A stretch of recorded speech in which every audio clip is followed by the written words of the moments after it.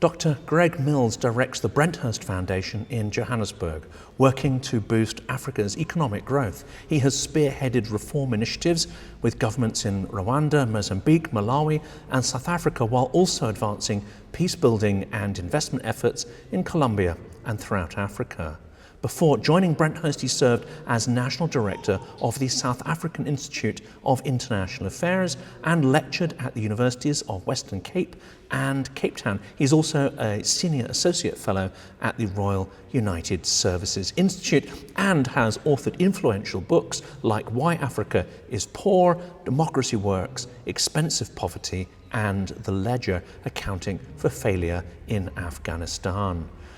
It's a huge pleasure and indeed an honor to speak here because you are one of the keynote speakers, one of the, I would say, sort of very high profile guests here at the Lviv Media Forum. Greg, it's a pleasure. Absolute pleasure to be here. Let's start with, I think, some of the difficult questions here. Ukrainians, are they fighting for universal values? Are they fighting for all of us? Or are they primarily fighting to keep their country free from a rapacious tyranny? Well, I think they're fighting for survival. If you want to boil this down to a sort of hierarchy of interests and needs, they're fighting for survival. They're fighting for national identity. They're fighting fundamentally for the right to choose and determine their own future. But that, of course, has lessons for many others who are fighting similar struggles. Not the same, but similar struggles. They may not have Russia next door, but they are fighting various forms of imperialism or neo-colonialism, as it's often termed. They're not fighting for perhaps freedom from external tyranny, but they're fighting from freedom from internal tyranny. They're fighting for the right for agency. So I think the Ukrainian struggle is everyone's struggle, but it's particularly the struggle, ironically, of people in Africa, because most Africans, more than 90% of Africans, live in under various forms of authoritarianism, and this struggle has resonance for them. So there's both a degree of empathy in seeing some of your own situation in terms of what the Ukrainians are undergoing and resisting, but also agency to take out of this the extraordinary performance of Ukraine's military, the extraordinary ingenuity in the manner in which Ukrainians have tackled this, their kind of survivability, their ability to make a plan, literally on the move. And I think, many countries wouldn't mind being a little bit like Ukraine. And this is, I think the real message here is this issue of agency, at least from an African standpoint. I mean, most people in the world wouldn't have given Ukraine much hope. Indeed, the United States among them didn't give Ukraine much hope. And ironically, the Western world probably contributed immeasurably to the circumstance that Ukraine found itself in by the nature of the withdrawal from Afghanistan. The fact that Vladimir Putin did this less than 6 months after the fall of Kabul, I think, is not a coincidence. There's a direct correlation. And Syria possibly as well. I mean, Putin was given impunity in Syria to commit untold war crimes. And you could add to that Georgia and Chechnya and elsewhere. So what Africans take out of this is this ability to not just survive the onslaught, but actually resist and recover over a very long period of time. So no one would have dreamed that this would have gone on for 3 years. Most people expected 3 days. So I think the Ukrainian message is a very powerful one for people elsewhere. But the problem for Ukraine is by being so closely aligned to the West, out of necessity, because that's where it has to get its financial support and military support from, it's kind of lost its global South audience. And yet, paradoxically, the message is perhaps most powerful politically, as I say, particularly in terms of the issue of agency for the global South, who find themselves in not the same, but similar conditions. That's extraordinary. And that was going to be, well, there's a couple of questions that emerged from that. One, of course, is the lack actually of resonance and how this doesn't make sense. The idea that Ukraine's struggle is against colonial oppression, but that is not the message that seems to resonate in many parts of Africa and indeed other parts of the so-called global south. There, in certain places and certain quarters, Russia's investment in its narratives is the one that triumphs, and that the West is the colonial oppressor. Why is this the case? Is this the effectiveness of modern disinformation, or are they also using some of the historic relations that the Soviet Union may have had with certain parts of the world? Well, all of the above. I think Russia has become the inheritor of the Soviet support for national liberation movements. I think there's a lot of fear about what Russia could do. There's of course a lot of self-interest, because not just because Russia is militarily active, so there's a leaning on Russian military capabilities, and particularly in the Sahel, Niger, Burkina, Mali, and so on, Central African Republic. But also there's a sort of fear factor that maybe Russia would turn against us, and look how militarily powerful they are. This is a superpower. I think that many leaders, especially in Africa, would like to be like Putin. They would love to have elections that they cannot lose, and they would love to have an opposition that they can manage, and they would love to make themselves fantastically rich and do what they want in their neighborhood. And that's the lesson that leaders, some leaders at least, take out of this. The lesson that oppositions take out of it, of course, and 70% of Africans who routinely polled prefer democracy to the alternative. As I said, but 90%, more than 90% live in authoritarian circumstances, so there's a fundamental tension there.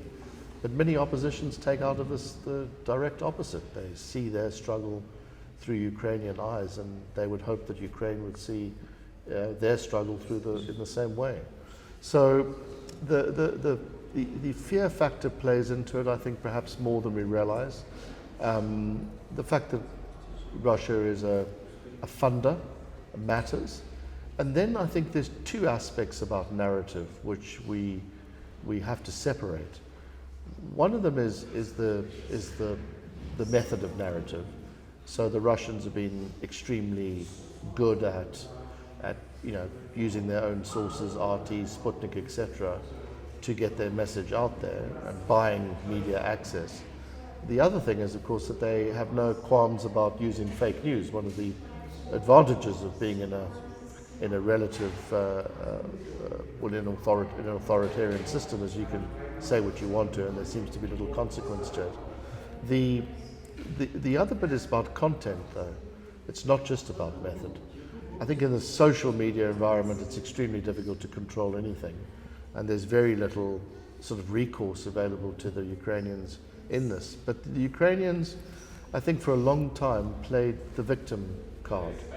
There was in St. Michael's Square in Kiev, there used to be a big banner saying, "We need your help," wrapped around one of the statues, which was wrapped around and turned by sandbags.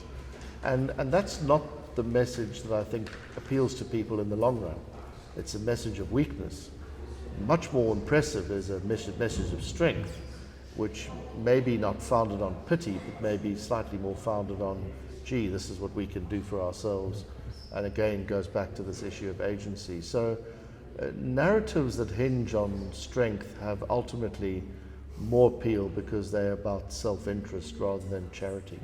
And that's a much more powerful emotion. This is absolutely fascinating because, of course, civic society, people exercising their agency, whether it is organising to solve problems or in a political sense, that just doesn't sort of wink into existence. It comes from people seeing others exercise it, but more than that, it comes from them seeing demonstrable evidence that that works, that there's benefits to doing that. Is this essentially what Putin may fear, in Global South, across Africa, is the very message and evidence that exercising your agency can actually triumph over these autocratic values, over corruption, over nepotism? I think the message that Ukraine has is immensely powerful and extends way beyond these borders, because this is about David slaying Goliath or competing with Goliath, and we know how that ends. And it really ends with a victory for, I guess, justice on the one hand, but also about the cause that you're fighting for. It does relate fundamentally to the peace process, however. Any peace, any successful negotiated outcome of conflict, at least my continent teaches us, depends on there being three factors present. One, you need both parties, the major parties involved in the conflict, to realize that there's more to be gained by stopping fighting than continuing with it. Now, I don't think you have that yet. I mean, I think you're probably from the Ukrainian side, but not from the Russian side, because Putin has staked so much in a victory, in turning back the clock, as he famously put it differently in 2005. The second aspect you need, and this is where agency is very important and international support is crucial, is you need the support network for these various competing parties or conflicting parties to be pushing them equally to the negotiating table. Now, in the case of my country, South Africa, that was very clear. Both the ANC at the end of the Cold War and the South African white regime at the end of the Cold War were pushed by different factors, but equally by their support bases within the West and within the old Soviet system. So, and it was really by force of circumstance as much as it was by the creation of those circumstances. And you don't have that yet. You have a Friends of Steel, I think it's called, in the form of China and Russia and North Korea and Iran, working in a particular way, doing one thing. And then, you have the West and led by Europe and slightly further behind there now, the United States, doing another. So the pressure for equally on both parties is not there. There's all sorts of wiggle room. And then thirdly in this process, and this goes topically to Istanbul, I guess, is you need method, you need timing. The conflict has to be ripe for it, goes back to those conditions, and you need leadership. You need leadership that realizes the moment. And the great thing, to go back to the South African example about de Klerk, was he realized the strategic opportunity. He went against his political upbringing to deliver that strategic moment. Mandela also realized that, and they were able then to kind of do a waltz or a tango together. I don't think that Putin certainly is cut from that cloth. He sees this in terms of a power game, and there doesn't appear to be much of a method. At least when it comes to Trump, it seems to be a method of chaos rather than a method of consistency. And the timing, well, excuse me, conflict is always ripe for resolution, but you have to go back to not seeing that there are any alternatives. And it comes really what it feels like a wave of authoritarianism. Now, history is like the tide. You have democracy resurgent in some epochs.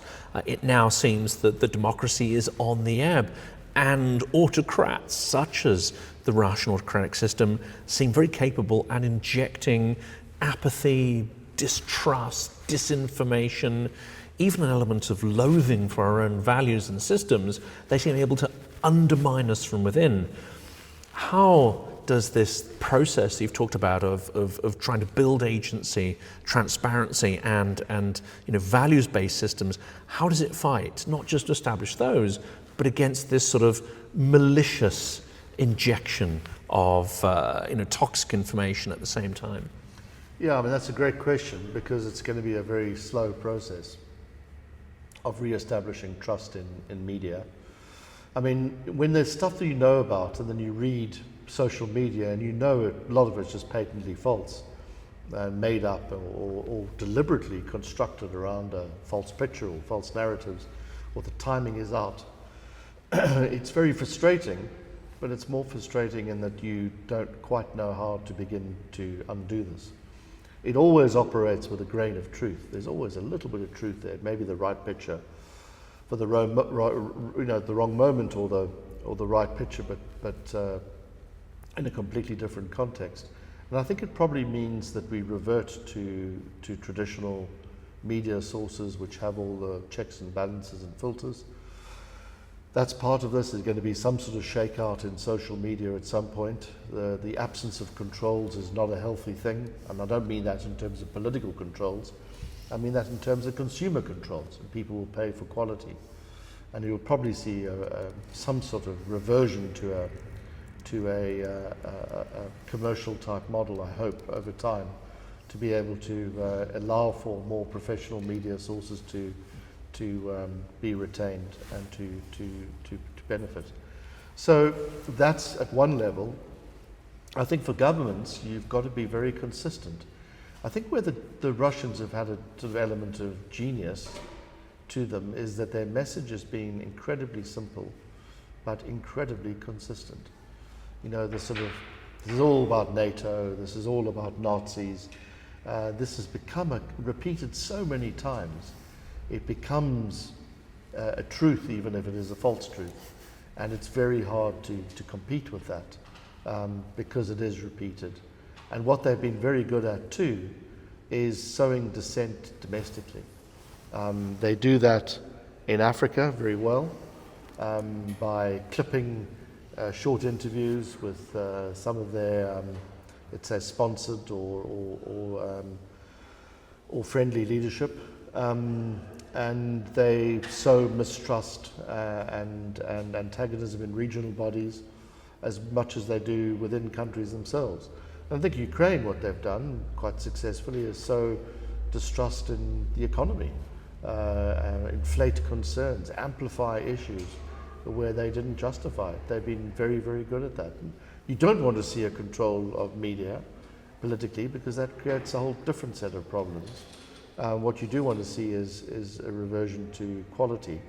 Russia has really taken, in a social media, in a digital age, the best or worst, depending which side of the divide you are, of the sort of Soviet system of agitprop, agitation and propaganda, to a new art, and has been good at it. And I think we have to identify that, respect that, and act accordingly.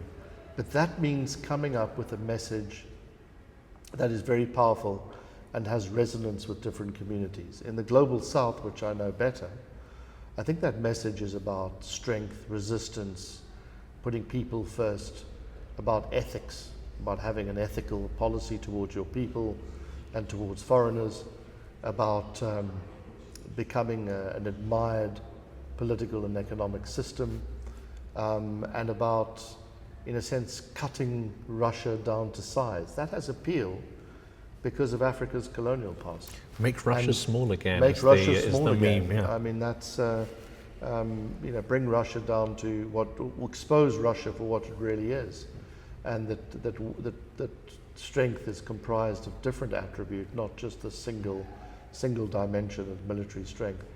And I think the other aspect which Ukraine probably has to do better at, and its partners have to do better at, is to illustrate the stakes that are there in the international community in terms of this sort of hemorrhaging of accountability in the global system per se. So the rules-based order is basically on its knees.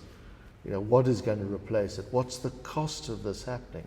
A lot of people display a sort of measure of schadenfreude because they think the system has been against them. So there's some advantage in doing this. But the great irony in all of this is the very system is the one that's led to unprecedented prosperity in places like China, which of course politically is aligned to Russia. So, I think we have to point out some of those contradictions, and we have to point out, repeatedly, simply, like the Russians have done, the costs for the individual of replacing the imperfect system that we have with the rule of the jungle, which is essentially what the Russians are by effect proposing. Now, this venue is going to fill with people soon, so this will probably be the last question we can get to. You've travelled a lot to Ukraine, if you can sort of briefly describe that, but you've also seen a transformation of this society. And one of the things you mentioned when we were sort of chatting before that is Ukrainians have a certain humility, which of course is commendable, but when you're fighting for your life, and when you've done extraordinary things such as Maidan, and emerged from the boot of the Orwellian Soviet system to retain an extraordinary amount of your, I would say, historical values and identity, these are things you could be a little more bullish around. You know, I lived in Rwanda for quite some time, and I thought that the Rwandese were amongst the most stoic people that I'd ever met. I think the Ukrainians take the prize, though. They pip them. I think there's an extraordinary stoicism here and humility, and not letting them get above themselves in terms of praise or anything else. But they deserve a lot of credit. I mean, this is a place that has fought back against a superpower, just like Vietnam did, I suppose, in the 1960s, except Vietnam wasn't next door to America. They have not only stopped them, but in places turned them around. But I think what people have, and certainly Vladimir Putin is the foremost proponent of this view, what people have failed to realize is that this has been, the Ukrainian nationalism has been there for a very long time. It was suppressed, of course, violently, horribly during the Holodomor, violently at various other times, but it's grown. And it's grown like a sort of, force for good, but very quickly. And the markers in this century alone, I was with Viktor Yushchenko just a couple of days ago, the markers are very visible. The Orange Revolution was a marker in shaking itself free from Soviet history, but also Russian domination. Of course, Euromaidan 10 years later was a further reinforcement of that process. And then, of course, more or less 10 years later, you had this invasion, almost as a response to this resistance to colonialism and to oppression and to the attempts to smother Ukrainian culture and identity. And, so this is a process that has been a long time underway, and it's going to take a whole lot more than Vladimir Putin to extinguish it. I think that's the message. Agency matters, but the greatest warrior of all, much more so than drones or artillery pieces or HIMARS or anything else, the greatest warrior of all is stamina. And that's what the Ukrainians have in spades. The former Prime Minister this week said the country was bruised but not broken, tired but not exhausted. And I think that's the best way to describe them over this 3-year period. But I would do slightly more than that. And I've been coming here since the war started. I brought regular groups of Africans because I realized that if we don't take an interest in a kind of Martin Niemöller fashion in Ukraine, why should people take an interest in our struggles? And there's a degree of reciprocity implicit in that. And brought many groups of people here in the intervening period. And I think Ukrainians probably don't realize this as much as I have noticed it. This country has bloomed in many ways. It is far more modern than it was back in 2022 even. It's much better organized. It's much more akin, in many areas, much better than what we would describe as kind of Western or European standards. I mean, we were at a conference here, which I attend many conferences. This is as good as it gets in the conference world. It's slick, it's dynamic, it's got interesting speakers, but technologically, it's a kind of blend of installations and media and all sorts of things. I mean, it really is breathtaking. So the Ukrainians have got organized, and this is part of this sense of agency. They own this. They've owned it, but they didn't start owning it 3 years ago. They've owned it for centuries. It's just been watered and a little bit of fertilizer added, and it's starting to blossom. And there's many dynamics in this liberation, not just of Ukraine, but of the relationship between men and women, between older people and younger people, between traditional political leadership and those coming from sort of other sectors of society, between the oligarchs and the more free-minded entrepreneurs, is all part and parcel, which we kind of obscure because we see this as a struggle between Ukraine and Russia. There's a whole lot more going on underneath the surface, which I think that the Ukrainians should be very proud of. And of course, Ukraine still has a fight post-war in the judicial system against corruption and nepotism, and there's not to point the finger at Ukraine. All countries are having this problem, and an oligarchic slide, which is damaging, I would say, democratic resilience. But rather than purely focusing on their own issues, would you like to see Ukraine start to export some of these learnings, some of these values? Because it seems to me the authoritarians are actually rather adept at packaging up their autocratic toolkits and playbooks and then projecting them around the world. But that's not what we need. We need Ukrainians to export their values, which, as you say, are a much surer route to individual freedom, liberty, happiness, wealth, innovation, all the things that I think we can align on. Yeah, I mean, completely agree with you. I do think, though, that there's something happening which is accelerating and amplifying that export process, which I think few have actually latched onto because it's been so sudden and dramatic and we've had our attention elsewhere. And that is the fact that there are so many Ukrainians, 5 million more or less, living in Europe now, who are being educated, who are building networks, who are building commercial enterprises, who are building relationships with other people. They are like, a European integration process on steroids of the sort which we have never seen. And the rate of change in Ukraine is both out of necessity because of the existential struggle that they're involved in, but it's also a result of this integration process. As I say, accelerated by need on the one hand, but also by this diaspora which was forced out, but is now bringing all sorts of long-term benefits. You couple that with high standards of education, very high levels of motivation, this stoicism, this kind of sense of self-belief and identity, and you have a very dynamic economy waiting to happen, which, added to all of that, is relatively poor in terms of per capita income. So a tremendous opportunity for the Europeans to integrate with them what is potentially more than another Poland. It's more akin probably to Germany in terms of tech and education standards than it is economic, to cultural, military superpower. But this is, I mean, Vladimir Putin probably hasn't realized what he has done. He has unleashed, he's catalyzed, completely unknowingly, a integration process which has sped up the westernization, the integration, the globalization of Ukraine.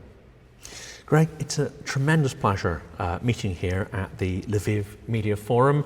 I'm very grateful for what you're doing and for the fantastic speech you gave earlier, which I encourage people to look at once they've watched this video. But for today, thank you so much. It's an absolute pleasure. Thank you.